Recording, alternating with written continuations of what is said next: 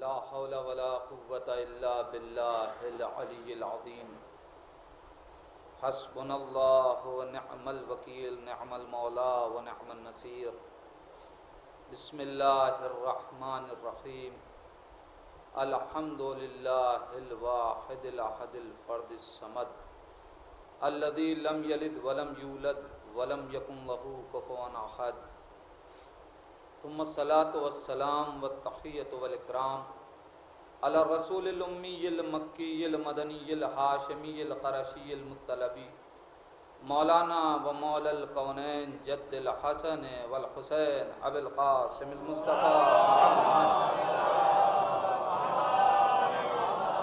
ولعنة الله على أعدائهم أجمعين من الآن إلى قيام يوم الدين وبعد يوم الدين اللهم لعن قاتلي فاطمة الزهراء سلام الله عليها اما بعد فقد قال الحسين عليه السلام بسم الله الرحمن الرحيم اللهم انك تعلم انه لم يكن ما كان منا تنافسا في سلطان ولا التماسا في فضول الحطام ولكن لنري المعالم دينك ونظهر الاصلاح في بلادك وَيَأْمَنَ الْمَظْلُومُونَ مِنْ عِبَادِكَ وَيُعْمَلَ بِفَرَائِدِكَ وَسُنَّتِكَ وَأَحْكَامِكَ صلوات پڑھیں محمد علیہ۔ حضرات گزارش ہے ایک بار سورہ حمد اور 3 مرتبہ سورہ اخلاص کی تلاوت فرما کر مرحومہ ارم فاطمہ کی روح کو حساب فرما دیں۔ بسم اللہ الرحمن الرحیم۔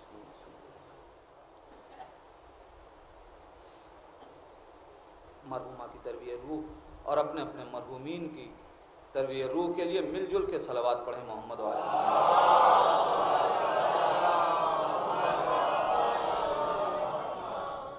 عزیزان ایمان، چونکہ برادر عزیز مولانا وقار صاحب نے ایک ذہن بنا دیا، لہذا میں نے بھی چاہا کہ اسی موضوع پہ گفتگو کی جائے، یعنی جناب زینب سلام اللہ علیہا کے سلسلے میں کچھ باتیں عرض کرنا چاہتا ہوں، مگر اس سے پہلے ہمارے یہاں یہ وتیرہ اور دستور ہے کہ جب بھی کوئی دنیا سے اٹھتا ہے تو ہم اس کے ایصال ثواب کے لیے فرش عزا بچھاتے ہیں۔ سوال یہ ہے کہ کیا ہمارے پاس ایصال ثواب کا کوئی اور راستہ نہیں ہے؟ نہ جانے کتنے راستے ہیں ایصال ثواب کے جن پہ ہم عمل بھی کرتے ہیں، لیکن کچھ لوگ یہ سمجھتے ہیں کہ صرف ہم مجلسوں ہی سے ایصال ثواب کرتے ہیں، لیکن یہ سچ ہے کہ راستے اور بھی ہیں اور ہم انجام دیتے ہیں، مگر جو اہتمام اس ایصال ثواب کے لیے کرتے ہیں وہ اہتمام کسی اور ایصال ثواب کے لیے نہیں کرتے۔ اب سوال ذرا سا اور آگے بڑھاؤں گا کہ کیوں ہم اس ایصال ثواب کے لیے جتنا اہتمام کرتے ہیں اتنا دوسرے ایصال ثواب کے لیے کیوں نہیں کرتے؟ دیکھیں، ایصال ثواب کے راستے بہت ہیں۔ ہم نماز پڑھوا دیں ایصال ثواب ہو جائے، روزہ رکھوا دیں ایصال ثواب ہو جائے، قرآن کی تلاوت کروا دیں ایصال ثواب ہو جائے، کسی پڑوسی کا حق ادا کروا دیں ایصال ثواب ہو جائے، کسی کے گھر میں کوئی بیٹی بیٹھی ہوئی ہے اس کے رشتے کا اہتمام کر دیں ایصال ثواب ہو جائے، دو بھائیوں میں آپس میں نا اتفاقی ہو گئی ہو انہیں جا کر کے آپس میں ملا دیا جائے ایصال ثواب ہو جائے، کسی ضعیف کا ہاتھ پکڑ کے اس کو اس کی منزل تک پہنچا دیں ایصال ثواب ہو جائے، کسی بھوکے کو کھانا کھلا دیں ایصال ثواب ہو جائے۔ اگر میں صرف ایصال ثواب کی فہرست گناؤں تو مجلس اسی پہ مکمل ہو جائے گی، اس لیے کہ قرآن اور شریعت آل محمد انسانیت کا اتنا بڑا پیغام لے کے آیا ہے، اگر کسی کوتاہ فکر کی بنائی ہوئی شریعت ہوتی تو قوانین کم ہوتے. خدا کا بنایا ہوا مذہب ہے، لہذا جتنی انسانی ضرورتیں ہیں وہ سب اس مذہب میں پائی جاتی ہیں. تو یہ سلسلہ تو بہت طولانی ہے، مگر میرا سوال اپنی جگہ کہ یہ سارے ایصال ثواب، مگر جو اہتمام ہم اس ایصال ثواب کے لیے کرتے ہیں وہ اہتمام کسی اور دوسرے ایصال ثواب کے لیے کیوں نہیں کرتے؟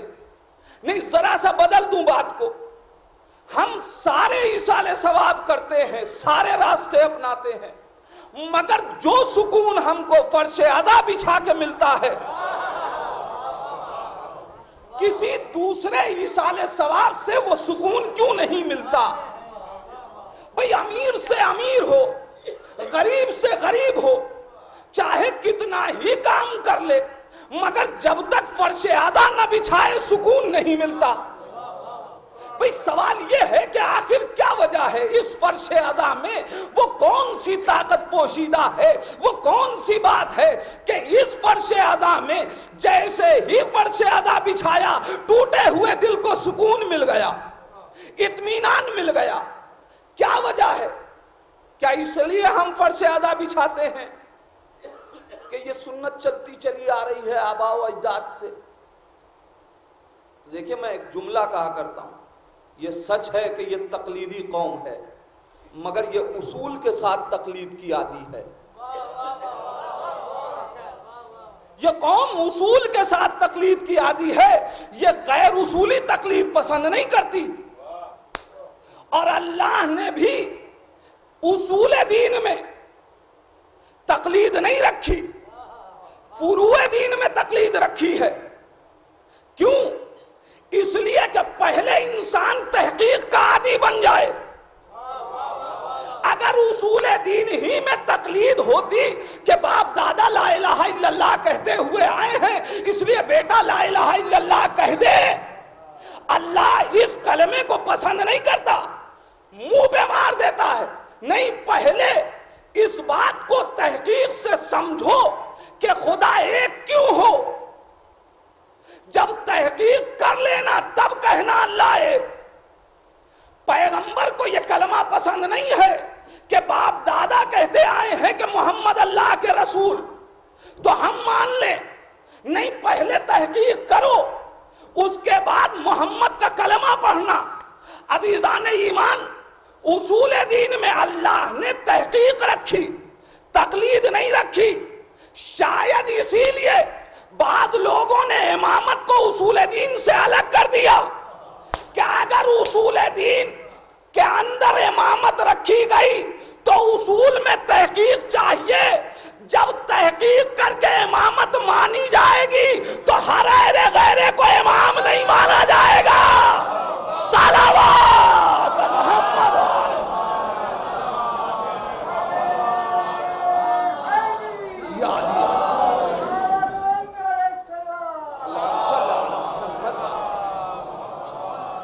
لہذا پہلے تحقیق کا عادی بنایا.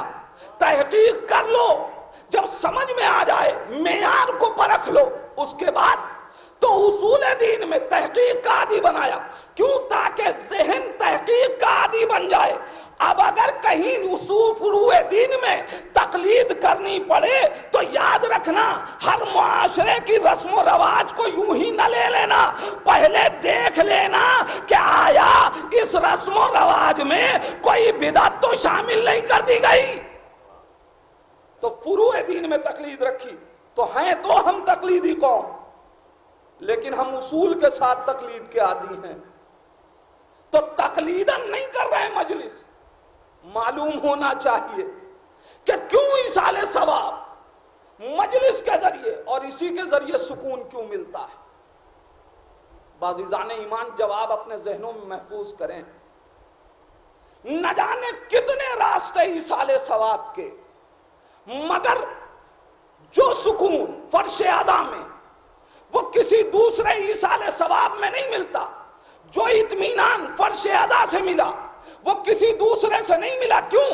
کسی بڑے سے بڑے قاری کو بلائیے، جب وہ قرآن کی تلاوت کر لے، اب اس سے پوچھئے یہ بتاؤ کیا تمہیں یقین ہے کہ تمہاری تلاوت قبول ہو گئی؟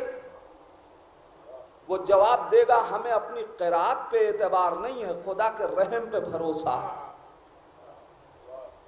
ہمیں یقین نہیں ہے کہ ہماری تلاوت قبول ہو گئی۔ کسی روزے دار کو بلائیے، روزہ رکھ لے، جب افطار کر لے اس سے پوچھئے تمہیں یقین ہے کہ روزہ قبول ہو گیا؟ کہے گا ہمیں اپنے روزے پہ یقین نہیں ہے، خدا کے کرم پہ بھروسہ ہے۔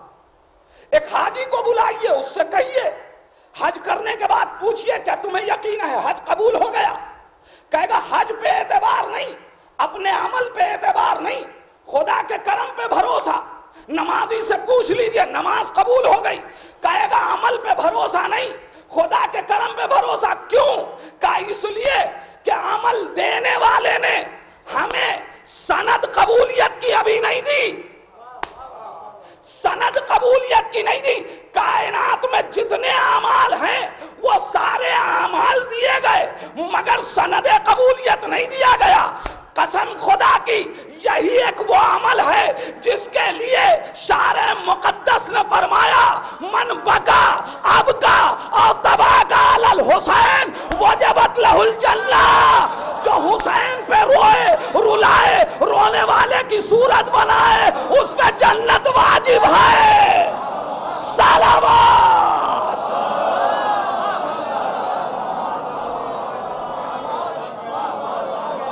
نہ نماز کی قبولیت کے لیے سند ہے، نہ روزے کی قبولیت کے لیے سند ہے، نہ حج کی قبولیت کے لیے سند ہے، مگر اس کے لیے جس نے رونے کا حکم دیا اس نے فرمایا جو بھی حسین پہ روئے رلائے رونے والے کی صورت بنائے اس پہ جنت واجب۔ جنت کس پہ واجب ہوگی؟ جس کا عمل قبول ہو جائے۔ بھئی عمل قبول ہوگا تبھی تو جنت ملے گی۔ رسول اسلام نے یہ نہیں کہا کہ اس کو محشر میں اس کے اوپر دیکھا جائے گا کہ رونے والے کے رونے کو قبول کیا جا رہا ہے یا نہیں، یعنی سارے اعمال کی قبولیت کی سند محشر میں ملے گی۔ غم حسین میں آنسو بہانے کی سند اور اس کی قبولیت کی سند دنیا میں دے دی گئی۔ صلوات۔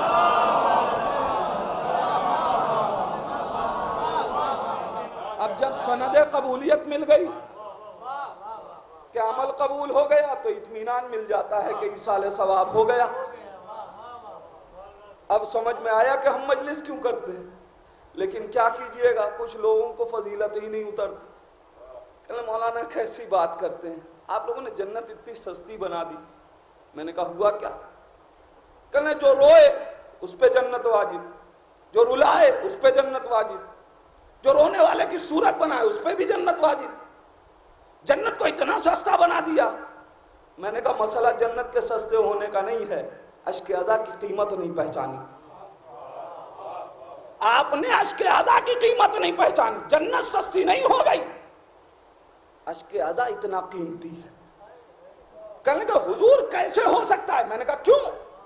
کہنے کہ جو روئے اس پہ جنت واجب، چلیے مان لیا، عمل کیا جنت ملے۔ جو رلائے اس نے عمل کیا جنت ملے۔ سمجھ میں آتا ہے؟ یہ رونے والے کی صورت بنائی اور جنت واجب، یہ تو ریاکاری ہے، یہ تو دکھاوا ہے۔ کیا دکھاوے پہ جنت مل جائے گی؟ یہ رویا تو نہیں، اس نے رونے والے کی صورت بنائی ہے۔ کوئی اگر دکھاوے کے لیے نماز پڑھے اللہ نماز قبول نہیں کرتا، دکھاوے کے لیے روزہ رکھے اللہ قبول نہیں کرتا، دکھاوے کے لیے حج پہ جائے اللہ قبول نہیں کرتا۔ اسی لیے میں اپنے بزرگوں سے چاہنے والوں سے کہتا ہوں کہ دیکھیے زیارتوں پہ اس لیے نہ جائیے گا کہ کوئی آپ کو زائر حسین کہے۔ ساری دنیا آپ کو حسین کا ظاہر نہ مانے، اگر حسین نے مان لیا تو زیارتوں پہ جائیے تو حسین کے لیے، حج پہ جائیے تو خدا کے لیے۔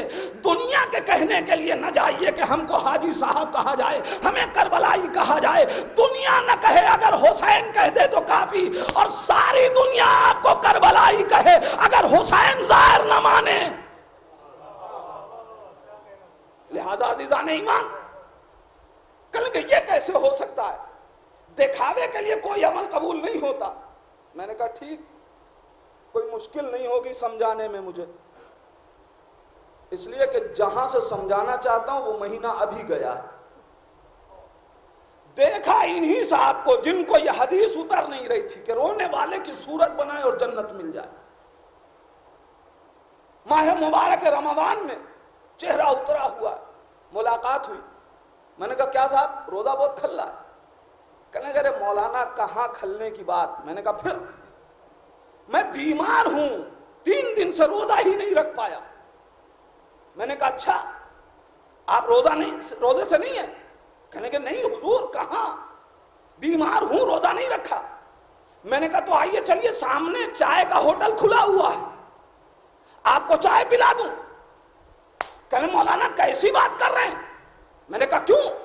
کہا کیا آپ نے اللہ کا حکم نہیں سنا کہ اگر ماہ مبارک میں کسی علت سے تم روزہ نہ رکھو تو پھر روزہ دار کی صورت بنا کے نکلو،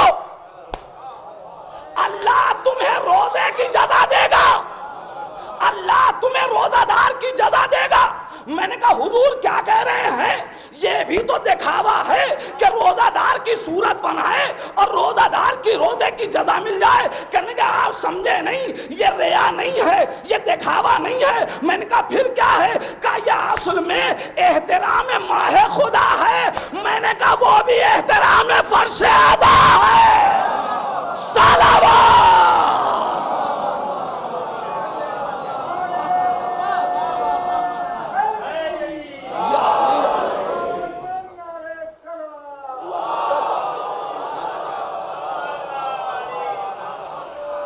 جو روئے رلائے، رونے والے کی صورت بنائے، اس پہ جنت واجب۔ میں نے کہا پالنے والے سارے اعمال کی محشر میں اس کی جزا یہی کہ رویا اور جنت واجب، رلایا جنت واجب، رونے والے کی صورت بنایا جنت واجب۔ پالنے والے یہ کیا؟ سارے اعمال کی جزا وہاں، کہاں؟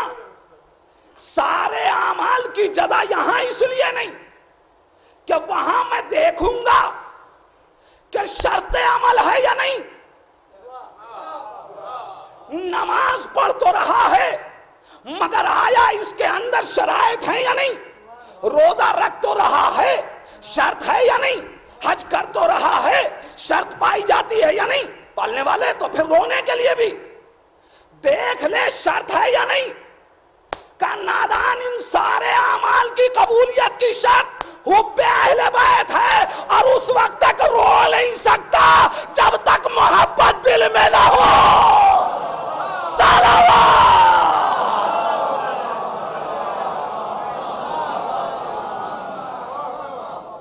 نماز بغیر محبت اہل بیت کے پڑھی جا سکتی ہے، روزہ بغیر محبت اہل بیت کے رکھا جا سکتا ہے، حج بغیر محبت اہل بیت کے کیا جا سکتا ہے، سارے اعمال بغیر محبت اہل بیت کے ہو سکتے ہیں، مگر یاد رکھنا غم حسین میں آنسو اس وقت تک نکل ہی نہیں سکتا جب تک دل میں محبت حسین نہ ہو۔ اس لیے جو روئے رلائے، رونے والے کی صورت بنائے، اس پہ جنت واجب۔ عزیزان ایمان، آپ ذرا سوچیں تو اس غم حسین نے کتنا بڑا انعام ہمیں دے دیا۔ ایک غم حسین کتنا بڑا انعام۔ ادھر ذاکر منبر پہ آیا، فوراً کہتا ہے مومنین سے سورہ فاتحہ کے لیے۔ کیوں کہہ رہے ہو بھائی؟ اطمینان تو نہیں ہے اس عمل پہ؟ کہا کیوں؟ کہ فاتحہ پڑھیے۔ اچھا جیسے ہی کہا جائے کوئی مجمع میں ایسا ہے کہ جو فاتحہ نہ پڑھے؟ سب پڑھتے ہیں نا، اس لیے کہ یہ ممکن ہی نہیں ہے کہ قاری نو کے سینا کے وارث اور قرآن نہ جانے؟ اس لیے ادھر کہا جائے گا، ادھر ہر حسین کا عاشق، ہر علی کا چاہنے والا قرآن پڑھنے لگے گا۔ یہ بتائیے اس مجمع نے قرآن کیسے یاد کیا؟ رٹ کے یاد کیا نا۔ جو قرآن رٹ کے یاد کرے وہ تو فوراً کہتے ہی، گزارش کرتے ہی تلاوت کرنے لگے۔ تو جس کے گھر قرآن اترا ہو، اب سمجھ میں آیا؟ ہم جو گزارش کرتے ہیں یہ صرف ان مجمع والوں سے نہیں کرتے، یہ آنے والوں سے نہیں۔ کچھ شخصیتیں ہیں جنہوں نے کہا ہے کہ تم فرش بچھاؤ، ہم آئیں گے، اور جب وہ فرش عزا پہ ہوں گی اور یہ کہا جائے کہ اس مرحوم کے لیے سورہ فاتحہ کی تلاوت کیجئے، تو اب علی کے بھی ہاتھ اٹھے ہیں، حسن کے بھی ہاتھ اٹھے ہیں، حسین کے بھی ہاتھ اٹھے ہیں۔ عزیزان ایمان ذرا سچ بتائیے، جس مرنے والے کے لیے علی قرآن پڑھ دے، کس فرشتے کی مجال ہے کہ اس پہ عذاب نازل کر دے؟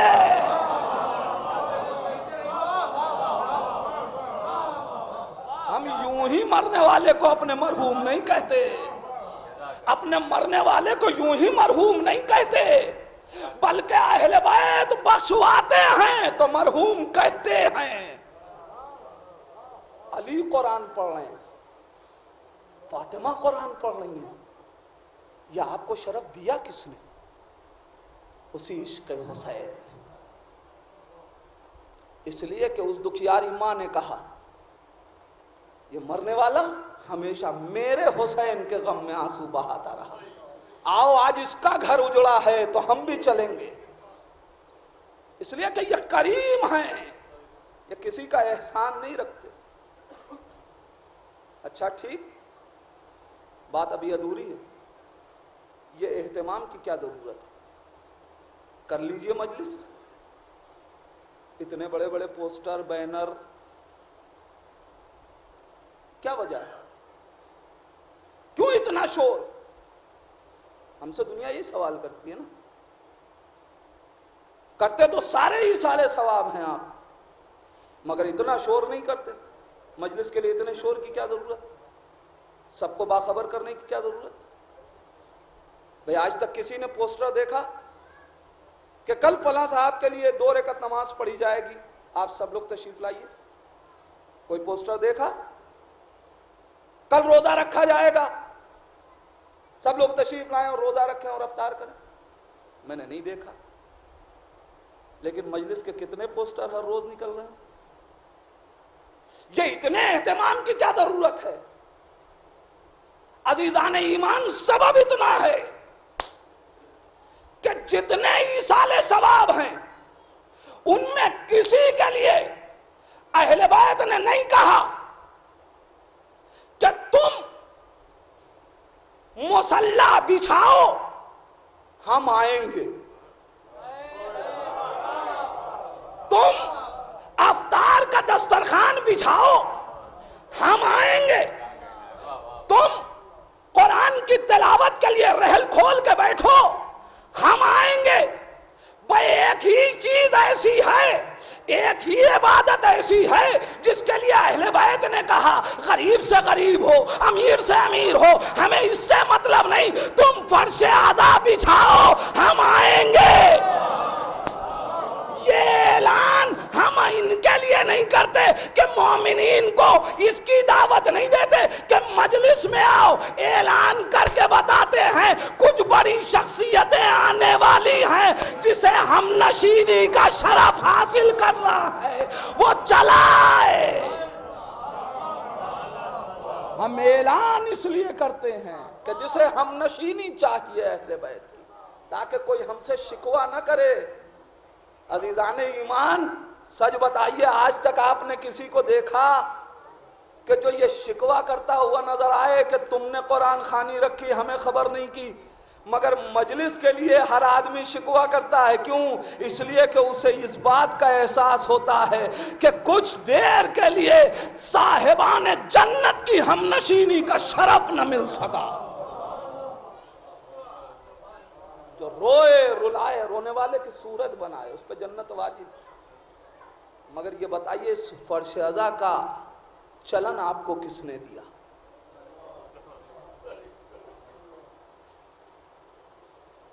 کیا ہے یہ مجلس؟ کیا ہے یہ ماتم؟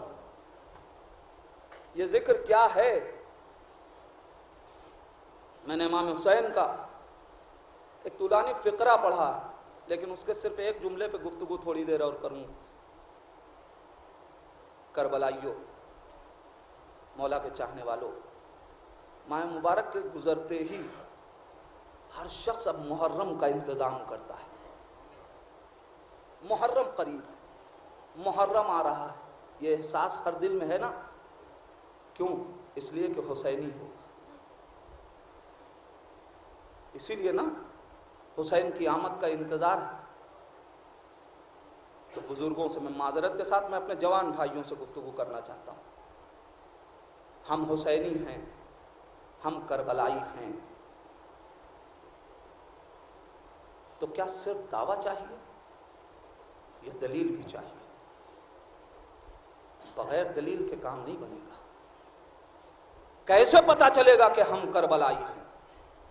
اگر ہم نے کربلا کو پہچان لیا تو ہم کربلائی ہیں، اگر کربلا کو نہیں پہچانا تو ہم کربلائی نہیں۔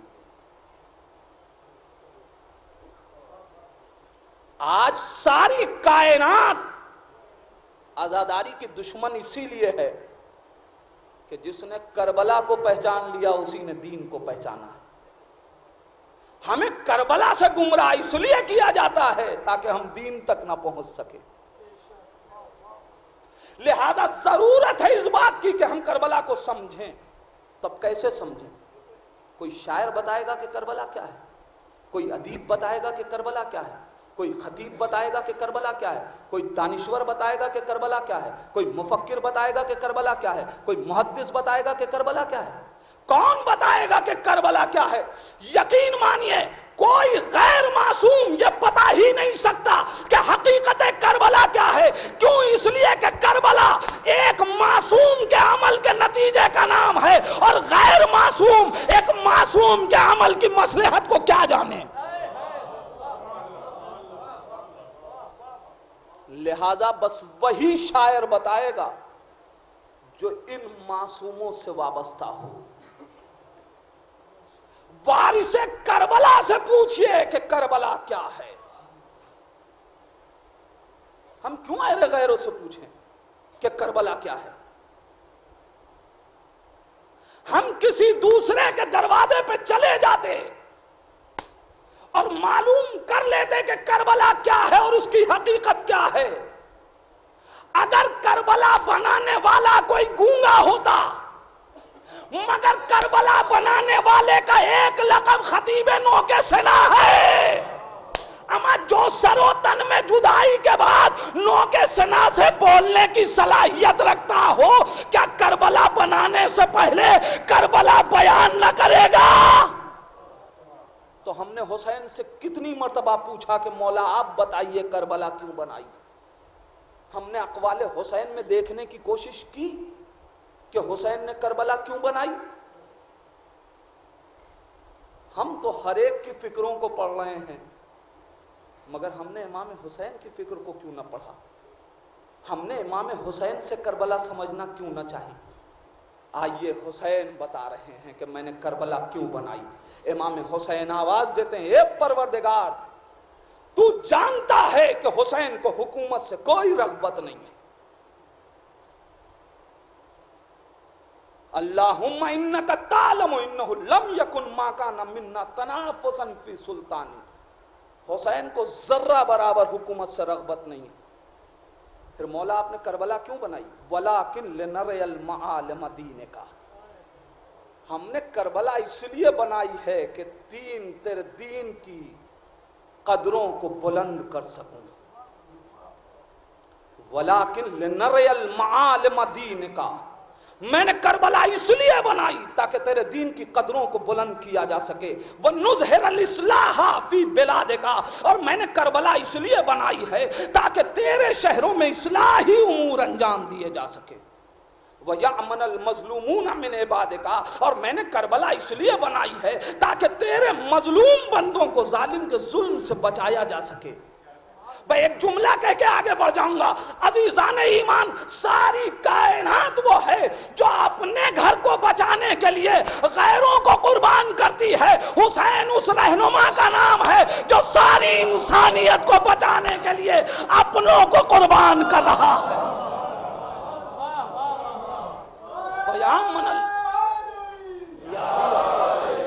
وَيَعْمَنَ الْمَظْلُومُونَ مِنْ عِبَادِكَ وَيُعْمَلَ بِفَرَائِضِكَ وَسُنَّتِكَ وَأَحْكَامِكَ. اے پروردگار، میں حسین کربلا اس لیے بنا رہا ہوں تاکہ لوگ تیرے واجبات کے پابند ہو سکیں، تیرے رسول کی سنتوں کے پابند ہو سکیں.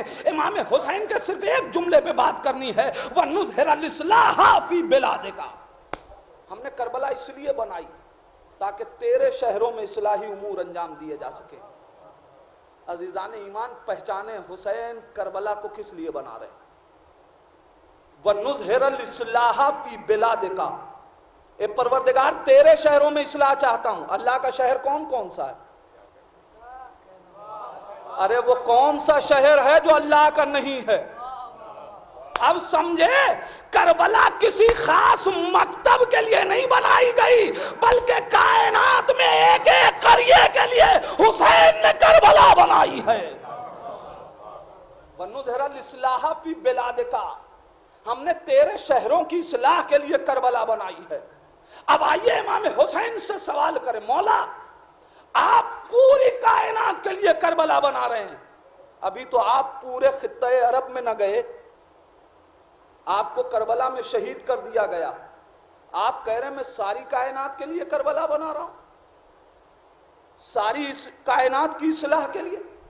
آپ تو کربلا میں قتل ہو گئے، پھر اصلاح کیسے ہوگی؟ حسین آواز دیں گے، نادان، میں نے کربلا کو لاوارث نہیں چھوڑا، میں نے اپنے مقصد کے 2 وارث چھوڑے. ایک کا نام زینب، ایک کا سید سجاد. میں نے شریعت سید سجاد کے حوالے کی، سید سجاد کو زینب کے حوالے کیا. اور اب یہ 2 وارث ہیں جو کربلا کی حفاظت کریں گے، شریعت کی حفاظت کریں گے، میرے دین کی حفاظت کریں گے. ان کے پیغام کو دیکھو اور سمجھو کہ کیسے اصلاح ہوگی. وہ میں اپنے موضوع پہ آ گیا، صرف تھوڑی دیر ایک پیغام آپ تک پہنچانا چاہتا ہوں. بی بی زینب وارث حسین، شریکہ کار حسین، وہ جس کے لیے یہی لقب اس کی فضیلت کے لیے کافی ہے کہ یہ زینب ہے، اپنے باپ کی زینت ہے. یہ ایک جملہ نہیں ہے. دیکھیں، میں اکثر و بیشتر ایک بات کہا کرتا ہوں، آل محمد کے گھر کی شخصیتوں کے ساتھ مورخین نے انصاف نہیں کیا. جن کی ایک ایک لمحے کی تاریخ ہمارے حوالے کرنی چاہیے تھی، مورخین نے انصاف نہیں کیا. جناب علی اکبر، ان کی بھی تاریخ کائنات نے نہیں پیش کی. جناب عباس تاریخ نہیں پیش کی. بی بی زینب تاریخ نہیں پیش کی گئی. بہت سی شخصیتیں ہیں. بھئی کم سے کم مسلمانوں کو علی اکبر کے پیچھے پیچھے قلم لے کے چلنا چاہیے تھا، اس لیے کہ یہ شبیہ نبی ہے. نبی کے بچپنے کی تاریخ کسی کو نہیں معلوم، تو کم سے کم علی اکبر کے پیچھے قلم لے کے چلو تاکہ علی اکبر کے آئینے میں رسالت کا بچپنا نظر آ سکے. اگر ابو طالب نہ بتائیں تو کون جانے کہ پیغمبر کا بچپنا کیسے گزرا. لیکن نہیں پیش کی گئی. مگر یاد رکھیے، اگر کوئی اس نسل سے زندہ ہو تو خوش نہ ہو جائے گا کہ ہم شکوہ کر رہے ہیں کہ تم نے تاریخ پیش نہ کی تو ہمیں معلوم نہ ہو سکی. نہیں، ہم تو تمہاری ستم ظریفی بیان کر رہے ہیں، ورنہ یہ شکوہ نہیں ہے، اس لیے کہ ہمیں خوب معلوم ہے ان شخصیتوں کے قصیدے نجس قلم نہیں لکھ سکتے۔ زرخرید مورخ ان کی فضیلتیں بیان نہیں کر سکتا، ان کی فضیلتوں کے لیے آل محمد کی زبان سے نکلے ہوئے ایک ایک لقب فضیلتوں کا باب ہیں۔ ہم تو ان کے القاب دیکھیں گے، فضیلتوں کو پہچان لیں گے۔ زینب یعنی باپ کی زینت، پہچانے صرف ایک جملہ اس ذیل میں، آپ دیکھیں کیسے پہچانا جائے کہ زینب کی فصاحت کیا ہے، زینب کی بلاغت کیا ہے، زینب کی خطابت کیا ہے، زینب کی طہارت کیا ہے، زینب کا علم کیا ہے۔ یہ ساری چیزیں جتنی فضیلتیں ہیں ان کو کیسے پہچانا جائے؟ علی کہہ رہے ہیں یہ زینب ہے، یہ اپنے باپ کی زینت ہے۔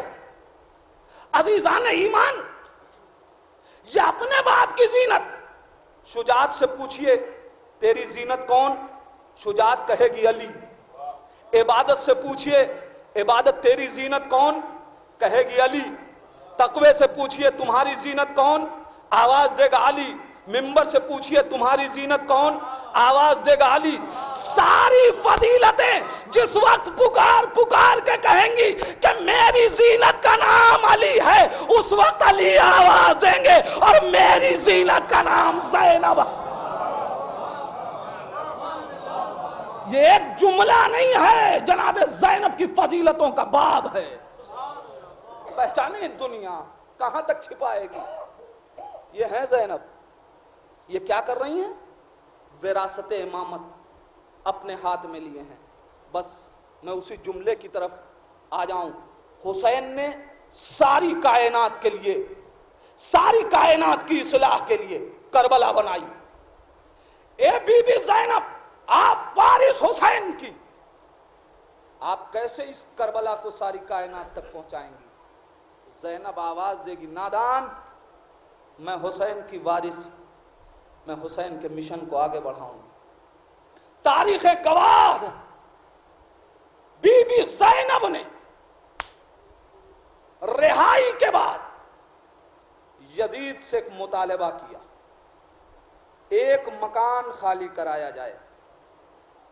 کس لیے؟ میں آپ سے پوچھنا چاہتا ہوں۔ وہ عباس کی غیرت دار بہن جس نے یزید سے کوئی مطالبہ نہ کیا، اس زینب نے ایک مکان کس لیے خالی کروایا؟ کیا اپنے بھائی کا ماتم کرنے کے لیے؟ کیا اپنے بھائی کی مجلس کے لیے؟ اگر یہ سوچ ہو تو یہ منزل نہیں ہے، یہ ابھی درمیانی راستہ ہے۔ حسین نے، بی بی زینب نے امام حسین پر رونے کے لیے مکان نہیں خالی کروایا۔ میں دلیل آپ کو دینا چاہتا ہوں۔ مجھے کربلا سے پہلے بی بی زینب کی زندگی میں دکھائیے، اگر بھائی کی شہادت پہ ماتم کرنے کے لیے مکان خالی کروایا تو صرف حسین شہید نہیں ہوئے، بلکہ بی بی سیدہ کی شہادت ہوئی۔ مجھے کوئی تاریخ لا کے بتائیے کہ جناب زینب نے مجلس کا اہتمام کیا ہو۔ حسین کی مجلس کرنے والوں، پہچانو ہدف مجلس کا کیا ہے۔ مجھے دکھائیے بی بی زہرا کی مجلس کی ہو۔ یہاں تو کسی سے مکان نہیں مانگنا تھا، یہاں تو زہرا اس گھر میں ہے جو گھر پوری خود جناب زہرا کی مصیبتوں کی داستان، مگر کوئی یہ روایت نہیں ملتی کہ جناب زینب نے مجلس کا اہتمام کیا۔ تاریخ پڑھ کے دیکھیے، مولائے کائنات شہید ہوئے، کوئی کمی تھی جناب زینب کے پاس؟ مگر کوئی تاریخ دکھا دیجئے کہ امام علی کی مجلس بپا کی ہو جناب زینب نے؟ مجلس بپا نہیں کی۔ اچھا، اگر بھائی کی بات تھی تو امام حسن بھی تو شہید ہوئے۔ مجھے کوئی تاریخ بتائیے کہ جناب زینب نے امام حسن کی مجلس کے لیے کوئی فرش بچھایا ہو، کوئی مکان خالی کروایا ہو؟ نہیں ملتی۔ چھٹی کا کربلا کے بعد، یعنی شام کی رہائی کے بعد، کربلا میں بتائیے کہ کوئی روایت ملے کہ جناب زینب نے مجلس کی ہو، وہ اہتمام کیا ہو جو شام میں کیا؟ کربلا سے آنے کے بعد مدینے میں جناب زینب نے وہ اہتمام کیا ہو؟ پھر جناب زینب مکان کیوں خالی کروا رہی ہیں؟ بی بی زینب سبب کیا ہے؟ جناب زینب آواز دیں گی، نادان میرے بھیا نے کیا کہا؟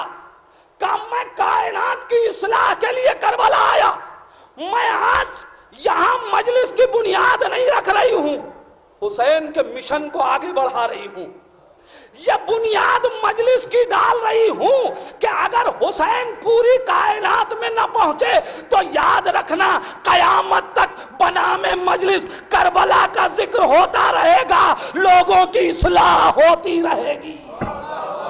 ایک صلوات پڑھ دیں محمد۔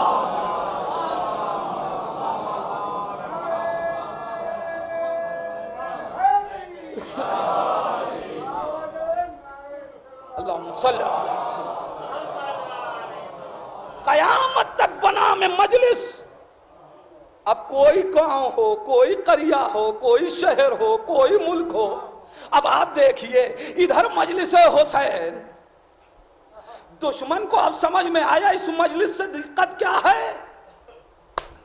آج تک ہم نے کسی کے نہ جلوس پہ کوئی حرف لکھا، نہ کسی کے مشن کے لیے ہم نے کوئی بدعت کا فتویٰ دیا، نہ روکا۔ یہ مجلسوں سے دشمن کو کیا پریشانی؟ ہم نے تو کبھی کسی کو نہیں روکا، وجہ صرف اتنی ہے کہ تاریکیوں کو نور کا خطرہ ہوتا ہے، نور کو تاریکیوں کا خوف نہیں ہوا کرتا۔ ہمیں ڈر اس لیے نہیں ہے کہ جتنی تاریکی بھی بڑھا دو ہم ذکر حسین کی ایک شمع روشن کریں گے، یزیدیت کا اندھیرا مٹ جائے گا۔ صلوات پر محمد۔ زینب نے مجلس حسین بپا کی ہے، کس لیے؟ تاکہ کائنات کو اصلاحی امور دے سکیں، تاکہ جناب زینب اصلاح کا پیغام دے سکیں۔ اب عزیزان ایمان، جناب زینب نے اصلاح کی یا نہیں کی؟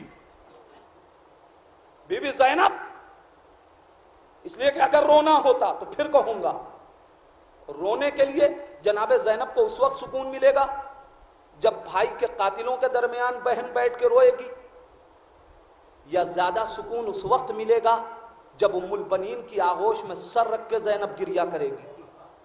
تو اگر رونا مقصد ہوتا تو زینب پہلے مدینے جاتی، نہیں، جہاں زینب اپنے بھائی کو بے گور و کفن دیکھ کے آئی ہے، اگر رونا ہی تھا تو زینب کو پہلے کربلا جانا چاہیے تھا رہائی کے بعد۔ یہ کیوں قیام ہو رہا ہے 3 دن؟ یہ مجلس کیوں بپا ہو رہی ہے؟ اصلاح کے لیے بی بی شام میں ہی کیوں؟ کہ اس لیے کہ جہاں میرے بھیا کے قاتل ہیں وہیں ہمارے خلاف زیادہ حکومتوں نے غلط بیانی کر رکھی ہے، لہذا آج زینب پہلا مشن جو شروع کرے گی وہ یہیں سے قاتلوں کو حقیقتوں سے آگاہ کرے گی۔ زینب نے آگاہ کیا یا نہیں کیا؟ تاریخ شاہد ہے، بی بی زینب نے مجلس بپا کی۔ جب مجمع آ گیا، حسین مظلوم کے وارثوں کو پرسہ دینے کے لیے بی بی زینب نے پوری کربلا کی داستان بیان کی، اور اب جناب زینب نے کہا سید سجاد سے، بیٹا سید سجاد کہہ دو سروں کو بھیجیں۔ اب جو سر آیا، تاریخ آپ سنا کرتے ہیں، میں جناب زینب کی حکمت عملی کو آپ کے سامنے پیش کر رہا ہوں۔ جناب زینب نے سروں کو منگوایا، اب جو سر آیا تو جیسے ہی کسی بی بی نے جناب قاسم کا سر دیکھا، کہا کاش اس بچے سے پہلے اس کی ماں مر گئی ہو۔ مجھے آپ بتائیے، یہ سر شام کی عورتوں نے پہلی مرتبہ دیکھا؟ کیا نوکے نیزہ کی بلندی پہ یہ سر نہ تھے؟ اس وقت احساس ہمدردی کیوں نہ پیدا ہوا؟ جناب علی اکبر کا سر آیا. دیکھنے والی بی بی ارے یہ تو ہم شکل پیغمبر ہے. کیا اس شام کی عورت نے آج علی اکبر کا سر دیکھا؟ کل یہی سر تو نوکے نیزہ پہ تھا.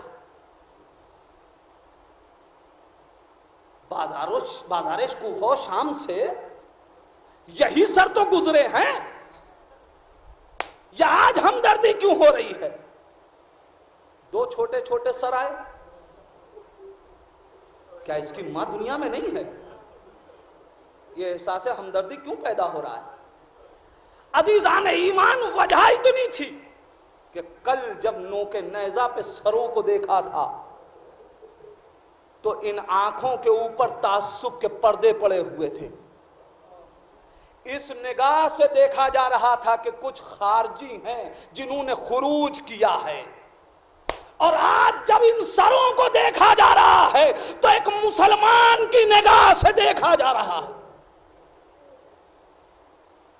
زینب نے حسین کی مظلومیت بیان کر کر کے آنکھوں سے تعصب کا غبار اس طریقے سے دھو دیا کہ اب حقیقتیں آشکار ہو گئیں.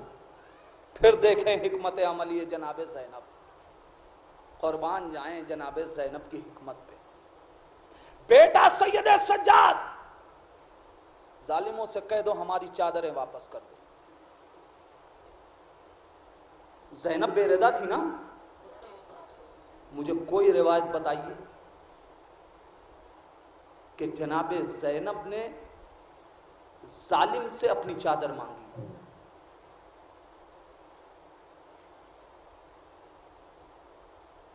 آج جناب زینب چادر مانگ رہی. کہاں مانگ رہی ہیں؟ مردوں کے مجمع میں. عورتوں کے درمیان. بی بی زینب ابھی چادر کی کیا ضرورت؟ جب قافلہ کوچ کرے گا چادر مانگ لیجئے. یہ شام کی عورتوں کے درمیان چادر کیوں مانگ رہی ہیں؟ اچھا اگر آپ کو چادر ہی چاہیے تو اب تو ہمدردی پیدا ہو چکی ہے. کسی شام کی عورت سے مانگ لیجئے کہ مجھے چادر دے دو. عزیزان ایمان اب جملہ سن لیں. بی بی زینب آپ نے اپنی چادر کیوں منگوائی؟ بیویوں کی چادر ان عورتوں کے مجمع میں کیوں منگوائی؟ جناب زینب آواز دیں گی نادان عورتوں سے زیادہ پردے کی اہمیت کو کون سمجھے گا؟ میں نے ان عورتوں کے سامنے چادر منگوائی. بی بی شام کی کسی عورت سے مانگ لیجئے. جناب زینب آواز دیں گی اگر میں نے شام کی کسی عورت سے پردہ مانگ لیا تو وہ یہ سمجھے گی کہ ہمارا پردہ دیکھ کے زینب پہ اثر ہوا ہے اور اب وہ چادر اوڑھنا چاہتی ہیں. میں نے اپنی چادر منگوا کے بتایا ہم بے رضا تھے نہیں, ہمیں بے رضا کیا گیا ہے.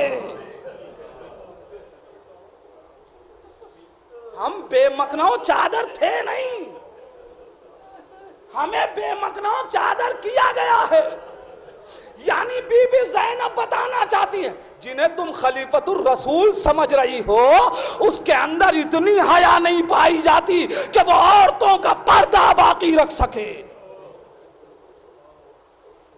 اور اب عجیب جملہ ہے. تاریخ کہتی ہے جناب زینب نے سب کی چادر دینے کے بعد ایک چھوٹی سی چادر لی, قید خانے کی طرف جناب زینب آگے بڑھی اور بڑھنے کے بعد ایک چھوٹی سی تربت پہ لے جا کے وہ چادر رکھ دی. پالنے والے ان آنکھوں پہ اپنی رحمت نازل فرما. اے پروردگار یہ بی بی زینب اور بی بی سکینہ کے غم میں آنسو بہا رہے ہیں. اے پروردگار ان کی آنکھوں کو اس وقت تک بند نہ کرنا جب تک یہ سیریا کی زیارت نہ کر لیں. اے پروردگار حرم سیدہ زینب اور سیدہ سکینہ کی حفاظت فرما.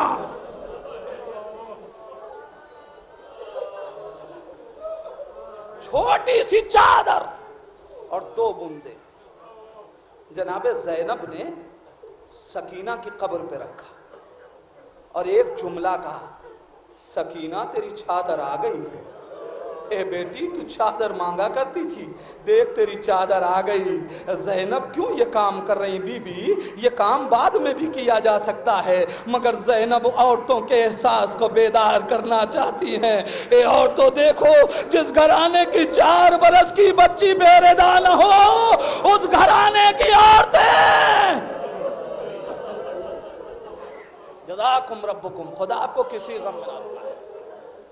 ہاں آزادارو، بڑی سختیاں جناب زینب نے جھیلی ہیں، بڑی مصیبتیں جناب زینب نے جھیلی ہیں، مگر جناب زینب، ساری قربانیاں جناب زینب کی، مگر اسلام کے لیے جو اپنی 2 بیٹوں کی قربانی جناب زینب نے دی ہے، کسی ماں کے دل سے پوچھئے اس کا سب سے قیمتی سرمایہ کیا ہوتا ہے؟ اس کی اولاد اس کا سرمایہ ہوا کرتی ہے۔ اس لیے مائیں یہ پسند کرتی ہیں ہم دنیا سے چلے جائیں مگر ہمارے بچے باقی رہیں۔ اللہ اللہ، کربلا کی ماؤں کے دل میں نہ جانے کیسا جذبہ تھا، مائیں اپنے بچوں کے لیے وصیتیں کرتی ہیں۔ جانے والی مرحومہ نے اپنے وارث سے یہی تو کہا تھا، میرے بچوں کا خیال رکھیے گا۔ اے آزادارو ذرا سوچئے تو، ارے سب اپنے بچوں کی حیات کی وصیت کرتے ہیں۔ زینب شب عاشور اپنے بچوں سے کہہ رہی ہیں، اے اون محمد اگر قربانی نہ دی تو یہ ماں دودھ نہ بخشے گی۔ جزاکم ربکم، خدا آپ کو کسی غم میں نہ ڈالے۔ ثانیہ زہرا نے بڑی قربانیاں دی، لیکن زینب کی قربانی کا سلسلہ آج کربلا میں نہیں شروع ہوا، زینب کی قربانیوں کا سلسلہ مدینے سے شروع ہوا۔ آزادارو، بیٹیاں ماں باپ کی تکلیف دیکھ نہیں پاتی، بیٹیاں بڑی حساس ہوتی ہیں۔ جناب ابراہیم نے اللہ سے دعا کی، پالنے والے مجھے ایک بیٹی عطا کر دے۔ لوگوں نے جناب ابراہیم سے پوچھا، یا نبی اللہ، اسحاق اور اسماعیل جیسے بیٹے موجود ہیں، پھر آپ بیٹی کا مطالبہ کیوں کر رہے ہیں؟ جناب ابراہیم نے کہا، اس لیے کہ بیٹیاں ماں باپ کے جنازوں کی زینت ہوا کرتی ہیں، بیٹیاں ماں باپ کے جنازوں کی زینت ہوا کرتی ہیں۔ اے عزادارو، یہ نہیں کہا کہ جوان بیٹی ہو تو زینت ہوتی ہے، نہیں، بیٹیاں ماں باپ کے جنازوں کی زینت ہوا کرتی ہیں، چاہے چھوٹی چھوٹی بچیاں ہی کیوں نہ ہوں۔ لیکن عزادارو، خدا نہ کرے کہ کوئی سکینہ کی طریقے سے اپنے بابا کے جنازے کی زینت بنے۔ شام غریبہ میں جب 4 برس کی بچی نے دیکھا میرے بابا کا لاشا ارے پڑا ہوا ہے، کوئی گریہ کرنے والا نہیں ہے، اے بابا کہاں ہو؟ یہ بیٹی زینت بننے کے لیے آ رہی ہے۔ جزاکم ربکم۔ ہاں، میں نے جملہ کہا آزادارو، بچیاں چھوٹی بھی ہوں تو ماں باپ کے جنازوں کی زینت بنا کرتی ہیں۔ میں نے خود یہ منظر دیکھا ہے، جس وقت گھر میں ہاسپیٹل سے اٹھا کے جنازہ پہنچا تھا، اس وقت 2 چھوٹی چھوٹی بیٹیاں بار بار خوش ہو رہی تھی، میری ماں گھر آ گئی، میری ماں گھر آ گئی۔ لیکن عزادارو، جس وقت جنازہ لے جا کے رکھا گیا، ایک مرتبہ بیٹی آگے بڑھی اور بڑھ کے کہتی ہے، میری ماں کے چہرے سے چادر ہٹاؤ، میری ماں کے چہرے پہ چادر کیوں ہے؟ ارے یہ منظر، اس کو دیکھ کے سب نے گریہ کیا، سب نے گلے سے لگایا۔ بیٹیاں زینت بنتی ہیں عزادارو، اسی لیے ابراہیم نے مانگا۔ اب ذرا سوچئے، جب ساری بیٹیاں اپنے ماں باپ کے جنازوں کی زینت بنے تو پھر زینب ام کلثوم یہ اپنے ماں باپ کے جنازوں کی زینت کیوں نہ بنے؟ پھر جب باپ علی جیسا ماں فاطمہ جیسی. ہاں عزادارو یہی ہوتا ہے جس وقت ماں یا باپ کا تابوت گھر سے نکل رہا ہو, بیٹیاں تابوت کا پایا پکڑ لیتی ہیں, میری اماں کو لے کے کہاں جا رہے ہو, میرے بابا کو لے کے کہاں جا رہے ہو. اے عزادارو کچھ ایسا ہی احساس ہوتا ہے کہ جب علی فاطمہ کا جنازہ لے کے بڑھے ہوں گے, زینب ام کلثوم آ کے ارے فریاد کر رہی ہوں گی, چیخ رہی ہوں گی, گریہ کر رہی ہوں گی. نہیں عزادارو مگر ایسا نہ ہو سکا, اس لیے کہ جب زینب تڑپ کے رونے لگی علی نے آواز دیا زینب آہستہ, ورنہ فاطمہ کی وصیت پہ عمل نہ ہو سکے گا. زینب نے مدینے ہی سے گھٹ گھٹ کے رونا سیکھ لیا. زینب نے اپنی ماں کی شہادت ہی سے گھٹ گھٹ کے رونا سیکھ لیا. اے عزادارو بس ایک منظر اور زحمت تمام کر رہا ہوں, آپ پرسا دے لیں بی بی زینب کو, بی بی سیدہ کا پرسا دے لیں, اور یہ رونے والے, یہ پسماندگان یہ گریہ کر لیں, ان کو سکون مل جائے. اے عزادارو ہوتا یہی ہے نا کہ جب ماں باپ دنیا سے جاتے ہیں, ان کا تاریخ وفات آئے تو بچے کیا کرتے ہیں, اپنے ماں باپ کی قبروں پہ چلے جاتے ہیں, جا کے چراغ جلا لیتے ہیں, پانی چھڑک لیتے ہیں, دل کو سکون مل جاتا ہے کہ ہم اپنی ماں کی لحد پہ آ گئے, ہم اپنے بابا کی قبر پہ آ گئے. اے عزادارو مگر حسنین کے ساتھ ایسا نہ ہوا, بی بی زینب کے ساتھ ایسا نہ ہوا. ایسا نہ تھا کہ حسن کو معلوم نہ تھا کہ میری ماں کہاں دفن ہے, حسین کو معلوم نہ تھا, زینب کو معلوم نہ تھا, لیکن معلوم ہونے کے باوجود اس لیے حسین ماں کی قبر پہ نہیں آ سکتے کہ ظالموں کو خبر ہو جائے گی سیدہ کہاں دفن ہوئی ہیں. زینب اس لیے نہیں آ سکتی. اے عزاداروں میرا دل کہتا ہے جب فاطمہ یاد آتی ہوں گی, بچے قبر رسول پہ آتے ہوں گے, نانا کی لحد سے لپٹ جاتے ہوں گے, اے نانا ماں یاد آ رہی ہے, گھر سونا ہو گیا. جزاکم ربکم. بس میں نے مجلس تمام کر دی, آپ نے آنسو بہا لیا, کچھ دعائیں کر لیجئے. اے پروردگار ہمارے ان آنسوں کو قبول کر لے. اے پروردگار یہ غم حسین میں آنسو بہانے والے ہیں, ان کی آنکھوں کو اس وقت تک بند نہ کرنا جب تک یہ کربلا کی زیارت نہ کر لیں. اے عزادارو یہ اٹھنے والی بی بی جو اہل بیت کی مجلسیں کیا کرتی تھی, میں نے خود دیکھا ہے, بی بی زینب کا نوحہ پڑھنے والی, امام حسین کا غم منانے والی یہ بی بی دنیا سے گئی. 2 امانتیں شوہر کے حوالے کر کے گئی ہے, 2 چھوٹی چھوٹی بچیاں ہیں.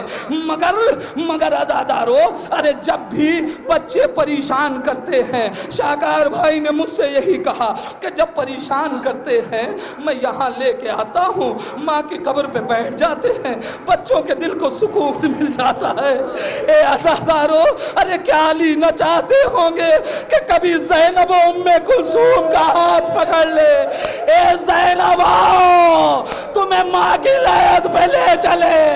اے زینب مگر علی کیا کرے, ارے فاطمہ کی قبر کو پناہ رکھنا ہے. اے بچوں گھر میں گریہ کر لو, علی مجبور ہے تمہیں تمہاری ماں کی قبر پہ نہیں لے جا. اِنَّا لِلَّهِ وَإِنَّا إِلَيْهِ رضا بقضائه وتسلیما لامره. بارلا تجھے واسطہ ہے محمد و آل محمد کا ان آوازوں پہ اپنی رحمت نازل فرما. اے پروردگار تجھے واسطہ ہے محمد و آل محمد کا جملہ اموات مومنین و مومنات کی مغفرت فرما, خصوصاً جس مرحومہ کے اصحال ثواب کی مجلس ہے.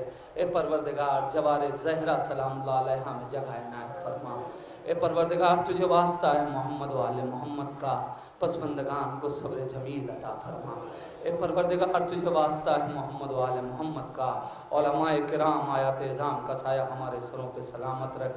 اے پروردگار جو بھی اہل بیت کے دین کی خدمت میں جس لباس جس مقام جس جگہ پہ ہے, پروردگار ان کی حفاظت فرما.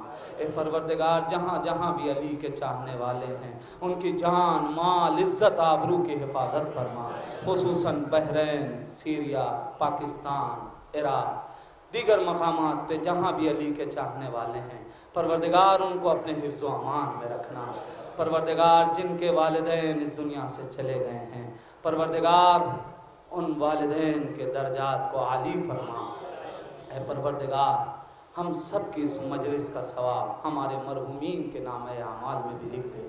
اے پروردگار تجھے واسطہ ہے محمد و آل محمد کا، حرم سیدہ زینب اور سیدہ سکینہ کی حفاظت فرما۔ اے پروردگار جو بھی مشتاق حج و زیارات ہیں ان کو حج و زیارات سے مشرف فرما، جو بیمار ہیں انہیں شفائے کامل و عاجل عطا فرما۔ اے پروردگار شب زیارت امام حسین ہے، ہم سب کو امام حسین کے عزادار اور زائرین امام حسین میں شمار فرما۔ اے پروردگار تجھے واسطہ ہے محمد و آل محمد کا، وارث اہل بیت امام زمانہ کے ظہور میں تعجیل فرما۔ اند ظہور اتنی توفیق دے کہ ہم اپنے امام کو پہچان سکیں، اسی امام کا واسطہ ہم کو ان کے عوام انصار میں شمار فرما۔ ربنا تقبل منا انکا انت السمیع الدعا۔